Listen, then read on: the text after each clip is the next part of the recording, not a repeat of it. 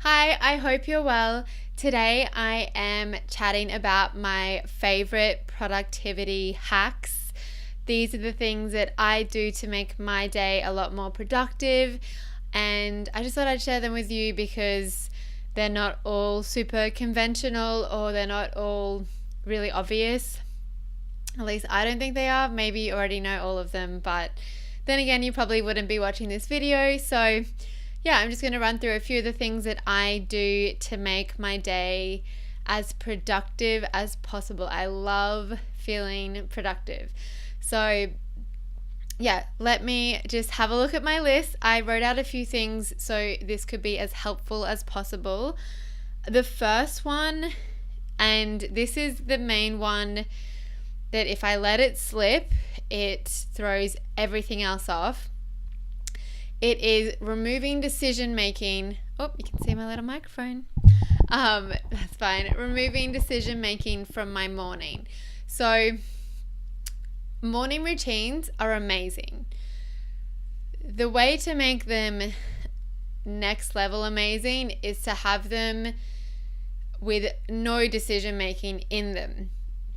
So, this means that I ideally, and I have one at the moment, have a morning routine where I don't need to make any decisions throughout that routine. So at the moment, at night I lay out my clothes for the next morning. Most days I go to the gym first and then I get ready. So I have my clothes for the gym, my clothes that I'm going to wear to work, all my makeup and hair and stuff and everything like that all laid out. So I don't have to make any decisions about what I'm taking in the morning. I make the decision the night before. Then in the morning, I wake up and I go and wash my face because that wakes me up really, I tell myself sometimes if I'm struggling that I can go to sleep after I wash my face, but of course, once you wash your face, you're like, oh, I'm awake now. So I wake up, I wash my face, and then I'm going to do a proper video on this, but briefly, come back to my room, get dressed for the day into my gym gear, and then I meditate using Headspace, the Headspace app, for 10 minutes.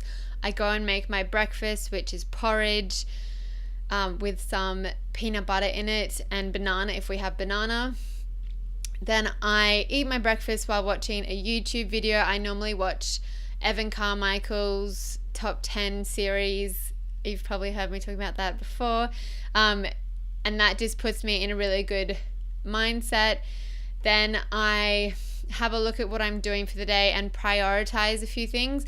So at that point, I might be making some decisions, but it's not like, oh, should I do this now? Or should I do that now? Or it's just like looking over my day and making sure I have a plan for it.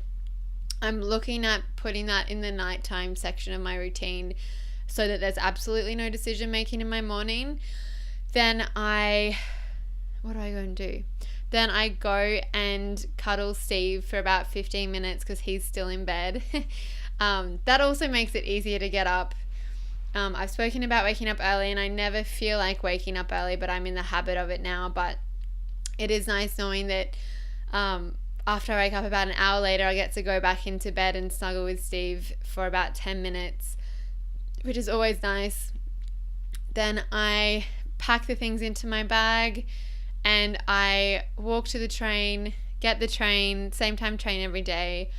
And yeah, so there's no, I don't wake up and think, you'd wash your face first, but I don't think, should I get dressed now or should I have breakfast or should I meditate? What should I wear? All that stuff is so draining. So it's such a good productivity hack, and there are so many successful people that are known for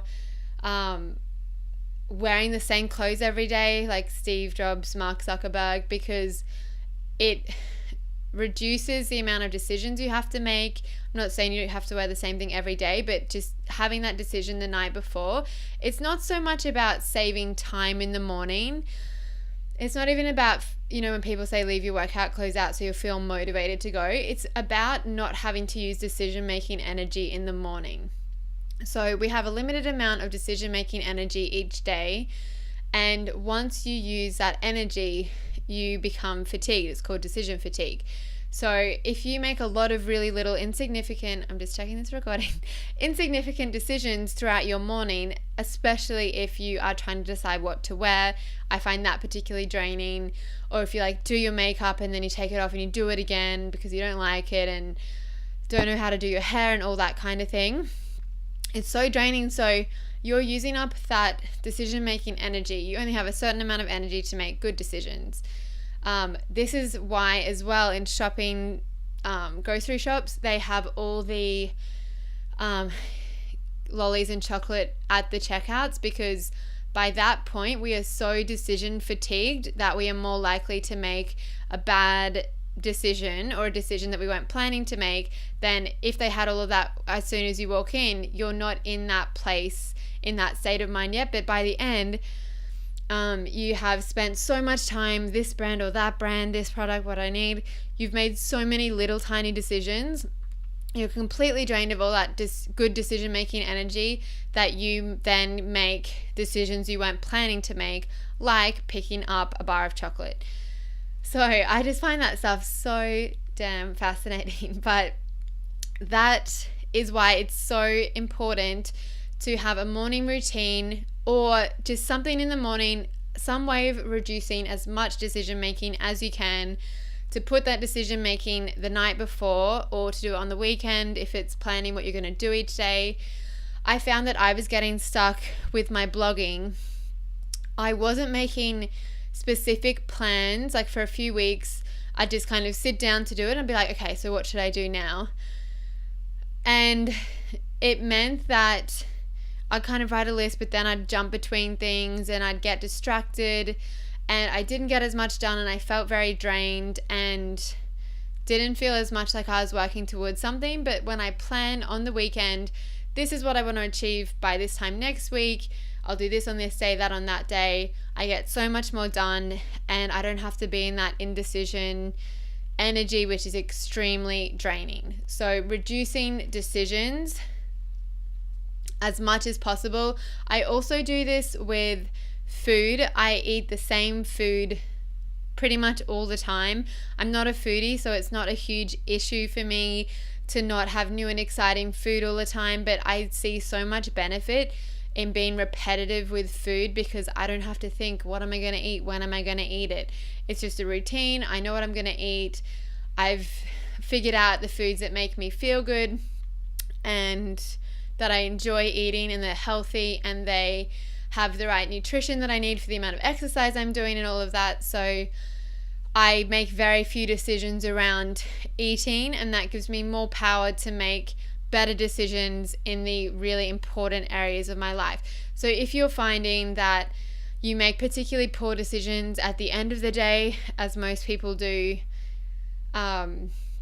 like you plan to go to the gym after work but you don't go, you plan not to eat dessert but you eat dessert, all of that is a result of having so many little decisions throughout the day. Sometimes they're hard to avoid if you're working in a job that requires a lot of decision making, but you can definitely reduce in your own time the amount of decisions you're making in the morning, the amount of decisions you're making about food. If you're spending all your day thinking, will I, won't I, it's so draining, and it means it's much more likely that you're not going to follow through with your plans towards the end of the day. It's another reason why it's great to plan things in the morning that are really important, to do them first, to work out, to plan, pack your lunch or whatever, all of that stuff. So you, like, every day, even if you do make as few decisions as possible in the morning, you're going to have some degree of decision fatigue. So not even expect it, and don't let yourself fall victim to it, and put all the important decisions and actions at the beginning of your day.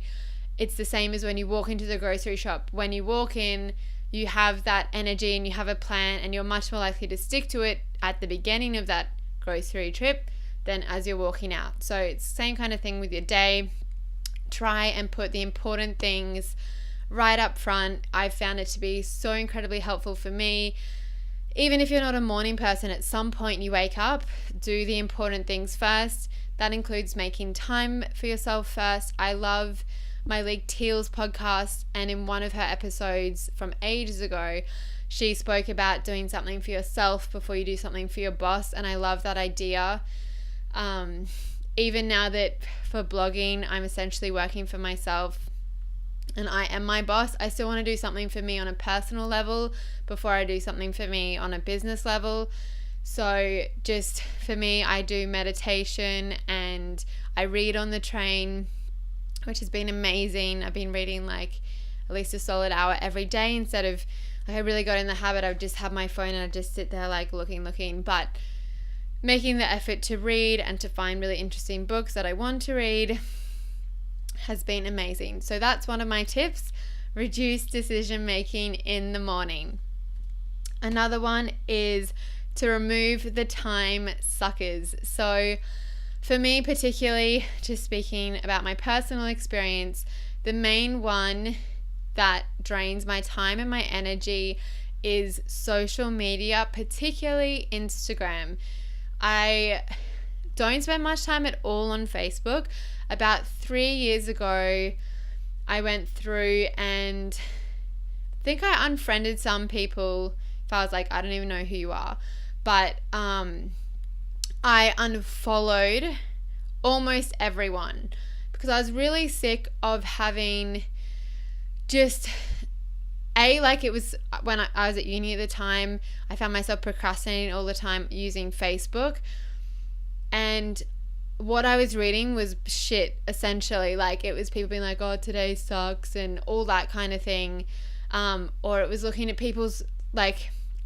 photos that people were posting and being like acquaintances from high school and that kind of thing. I'm like, if we passed each other in the street, I would literally, like, we probably would pretend we didn't see each other. So why am I spending my time looking at the photos you're uploading? Like, it's just not adding anything to my life, and it's like draining. But social media is also quite addictive. It's like psychologically they've made it to be addictive, which is why everything is in that news feed setting of the scrolling. So it's kind of like the gambling mindset of like, oh, the next one will be interesting, like I need to keep going because I don't want to miss anything. It's a lot of FOMO and all of that. So, and it releases dopamine or whatever. I'm not a psychologist, I don't know all this stuff, but I'm really interested by it, so I do watch a lot of things about it.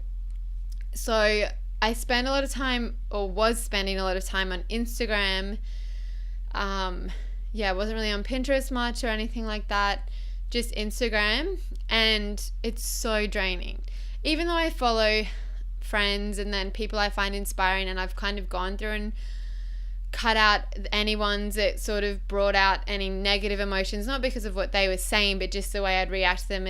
It'd make me feel like I'm not good enough, or that kind of thing. Like nothing to do with them, all to do with the thoughts I was having when I looked at their stuff. But I unfollowed them and sort of cleansed my news feed or Insta feed or whatever that way. But then I still found it, even if I'm looking at inspiring things, it's so draining. Now I only check Instagram at 8 p.m. It's 8 p.m. because that's when I finish work, and I check it like as I'm leaving work and walking to the bus. Like I just picked a time, something that will happen pretty much every day, every weekday, and that's my time to check. And it has been amazing. So normally if I was checking whenever I felt like it, you end up checking so many times and spending so much time on Instagram because it's that FOMO, like what if someone's posted something? When I check once a day, I realize that there's never anything that's like, oh my God, I wish I'd saw that the moment it was posted. Literally, I've never thought that. But also, it only takes me like literally before the bus will come, which I'm probably usually waiting maybe 5 minutes. I'm fully up to date. 5 minutes. And if you just check it once, I'm up to date. I watch any stories that people have posted, and I don't know, it really is nice. So if you're cutting out social media, I guess part of it, I'm not trying to say you have to cut out social media, but I think just being aware of if it makes you feel energized and productive, great. But for most people, it makes us feel drained and shit about ourselves, and then we feel guilty because we're not doing what we should be, and we feel unproductive, and we feel like we have no willpower because it's so reflexive to if we have 1 second when we're waiting for a friend, we get our phone and look at something. So I think for me, it's been when knowing what to do when I would normally have my phone, having an alternative. So if I'm waiting for a friend, something like that, instead of looking at my phone, I'll try and actually look around at what is around me, look at the people, just that kind of thing. If I'm eating or something, and that's normally when I'd be on my phone, I might either actually search my phone for something that is helpful, I'll Google book recommendations or something, even though that's still, it's different to just scrolling through a feed, looking for something that'll actually help me, a decent piece of writing instead of all these little snippets. Or I'll go in my notes and I'll make notes about either blogging stuff that I want to improve, or a thought I had, or that kind of thing. So that is a huge one. I haven't checked it. I use an app called Moment. Let me just check, because this will be interesting. No, I don't want to go pro. Okay. So you probably won't be able to see, but this is when I was feeling super drained, and it's saying I've spent some days I think these are days as well when I'm Snapchatting and that kind of thing. But I've been on my phone for 4 hours, which is nuts. And when we're all I don't have time to go to the gym and whatever, we're literally on our phone for hours. So then the last week is when I've really been I am just checking at 8 p.m. I'm not using my phone reflexively, reactively. I'm using it intentionally only. This whole last week, one day I spent 44 minutes total throughout the whole day, which includes looking at Spotify, text messages, phone calls, everything, for 44 minutes. And I feel so much better. I've been so much more productive. I haven't missed out on anything. And I just have a greater sense of confidence that I can follow through with my plans. And that is so incredibly important. So I'd recommend, if you find yourself getting drained by social media, to just choose a time each day you're going to check it, or you can check it twice a day or 3 times, or whatever you choose, but you have a plan. I literally, if it's 7:59, I don't check it. I have to wait till 8 p.m. And it's just building that confidence, the discipline that I make a plan and I follow through with it. And if you can build that confidence that you can follow any plan you make, the world is your oyster. The other one I have written is batching. This video is a great example of batching. I film my videos for the week on the same day, because to do this, I have to, make sure things look alright. I have to do my makeup, do my hair, set up my microphone, set up my laptop, set up my stack of books that it sits on, make sure that everything's fairly quiet. I planned to do all my filming yesterday, and Steve's dad is a sheet metal worker and he does some jobs at home, and he was making a security door yesterday right outside the window, and I just couldn't film because it was so loud. He's grinding metal. So I do it all in the same day, just because it takes time to transition between tasks. And so that was a little hiccup, and I probably have to film 2 days this week, but really just looking at when a similar task. So it's instead of going to the shops 3 times, you make a list and you go once, and then at the same time you go to the post office, and at the same time you get your nails done or whatever, but you put things together, because we waste so much time changing between tasks. This is also true of multitasking. I think single tasking is the best, most productive thing we can do, and it really does take time to change between tasks. And even if we think we're amazing at multitasking, we're not. There are many studies that show that we're not amazing at multitasking, and it's always quicker to do one task. And I'm not talking about like, you're cooking while you're watching a TV show, that you should cook and then watch the TV show, like not that stuff. But if you're, say like for blogging, writing a blog post at the same time as you're editing images, or you're just being really reactive to, I need to do that, oh, I should look up this other thing, oh, I should do that. It's not quicker. And a really good example I heard is if you're writing a sentence and so you have to write a sentence, and then you have to write numbers like 1, 2, 3, 4, 5. Is it quicker to write the sentence and then the numbers, or to write one letter from the sentence, one number, one letter, one number, one letter? Like when we say it like that, it's not quicker to go, oh, what letter was I up to? Or what number was I up to? Or what letter was I up to? What number was I up to? That's what we have to do when we are multitasking. We're constantly shifting gears in our brains. It takes so much time.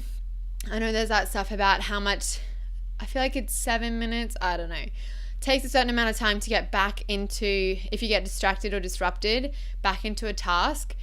So batching things together and reducing distractions such as social media, or if like every time an email pops up, you read it even though you're not going to respond to the email until later. That's another thing I was doing. I get so many emails and I was reading them all as they come in, because I love getting the emails from all my readers and I'm always excited to hear what they're going to say. Then because I wasn't able to reply to them all at that time, I'd end up reading them all twice, because I'd have to read it again to reply, and it would pull me out of whatever I was doing, and then it was hard to get back in, and I'd just feel really it just would be so unproductive. So that's another one. Single tasking and batching, so good. Batching both like at work and study and whatever, but also like the little day-to-day things that you do. Like if you're cleaning, you clean and then you do something else after. No, I'm going to clean and then I'll run and do this, and then just do what you're doing. It's also great for like from the mindfulness. I don't really like the word mindfulness, but just keeping yourself in a good headspace to not constantly be shifting gears, and to let yourself be focused on something for a longer period of time is amazing. What else have I written? Waking up on the first alarm. This is one. I used to be a multiple alarm setter. Steve put a stop to it because he was waking up later than me. He didn't need to be up as early, but he had to endure my 5 alarms, and he'd be like, why do you set so many alarms? You don't wake up until the last one, and then I have to be disturbed the whole time. And I totally felt for him, and I trained myself, thanks to him, to wake up on the first alarm. Sometimes if I'm not paying attention, I slip back into the habit of setting multiple alarms, kind of convincing myself, the first one's just nudging you awake, and then so like that. But if I wake up on the first alarm, it's really more so from the, like before I was talking about having the confidence to know that you will follow through with your plans. If you wake up on the first alarm as you planned, so you set one alarm and you plan to wake up on it. You can have a backup alarm, but you're not planning to wake up on alarm 2 or alarm 5. You're planning to wake up on alarm 1. If you wake up on the first alarm, it gives you that confidence and that feeling that you're going to follow through with your plans. And when you start your day by following through with your plans, such as this and the morning routine, you create that confidence in yourself. If you start your day by snoozing all of your alarms, and then lying in bed and scrolling through social media, that's another thing I stopped doing because it was so draining and it was not helping my life at all. If you if you start your day by backing out of your own plans, the plans you made only 12 hours before, it is not a good feeling. It does not put you in that productive and confident mindset. If you start the day by following through with your plans, how amazing does it feel? There are days when you've done it and life feels good. But on the days that you haven't done it, like as soon as you set the tone by backing out of your own plans, it really, for me at least, sets the whole day up to follow that tone. But if I start it by following through with my plan, and the very first plan I made for the day was to wake up at a certain time, and choose the time wisely. Don't set it so early that you know you're not going to be able to wake up. Set it at a reasonable time. Give yourself the best chance possible of following through with your plans, even if that means setting an alarm for 10 a.m. Just have a plan and follow it. And it doesn't have to be 6 a.m., 5 a.m., 4 a.m. alarm. It can be literally an alarm at the time you're probably going to wake up naturally anyway. But you hear the alarm, you wake up, and you set the tone for the day. So that's really important. Saying no more often. This is something I'm really trying to work on, particularly now that I'm still working part-time as an employee at one of the hospitals here in Brisbane. I'm a receptionist just in the afternoons. But when it comes to, so now I have control over my day a lot more than when I was working full-time, in the sense that I essentially don't have any commitments to anyone else until 4 p.m. when I start work. So now that I have quit my job and I have friends that work in other kinds of jobs that they're doing shift work, or Steve's around because he's back at uni studying nursing. He's a paramedic, but he's gone back to uni, and he just works on the weekends. It looks to other people like I don't have any commitments, because before it was, oh no, I'm at work. But now my work looks like it's not a true commitment, in the sense that it's a lot more flexible. I'm in control of it. So if someone says, oh, do you want to meet up for a coffee? I have the flexibility and the freedom now to say, yes, I do. But with that needs to come boundaries, and I have tried to, like, now I have days where I do blogging and I go into the city and I work from a cafe, and I try to create a work environment for myself, partly so that I can really easily get into the work zone and have those boundaries between work and home, even though right now I am working from home. So just saying no, even if I want to meet up for my friends so much for a coffee, just not feeling like I have to say, because I'm free all the time, I have to say, oh yes, I'm free whenever you're free. I can say, well, I do that stuff on the weekends. So I'm saying yes to me as a businesswoman during the week, and I'm saying yes to my friends on the weekend. So it's something a lot of perfectionists struggle with, because we have this real people-pleasing thing, which often comes from fear of rejection and criticism rather than some higher thing that we need to make everyone feel good. So yeah, that's really all of my best productivity hacks. I really hope you found this video helpful. Please give it a thumbs up and subscribe to my channel if you did, and I will see you in the next one. Bye!